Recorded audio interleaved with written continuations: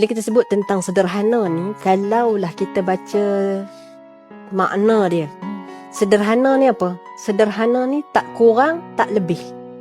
Tu makna sederhana. Wasata itu, kalau kita kata sukatan tu yang paling tepat. Tengah-tengah. Sederhana ni berbeza-beza kat ni. Sederhana saya mungkin bukan tidak sama dengan kesederhanaan kat ini, sebab kemampuan kita tak sama. Sebab itu, pada saya, kita melihat kesederhanaan ni, mata kita jangan cepat sangat duk judge orang, menilai orang.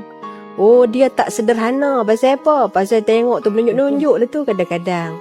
Kita ni mudahnya puan-puan, kalau kita masuk masjid contohnya, kita tengok orang pakai telekung Siti Khadijah RM500, kita jangan duk kata kat dia, oh menunjuk lah tu pakai telekung Siti Khadijah. Kerana dia kemampuan dia, kesederhanaan dia dengan itu kemampuan dia, kerana dia nak present diri dia yang paling baik. Kita yang tak mampu, kita mampu telekung RM10 pun tak apa, sederhana mengikut cara kita.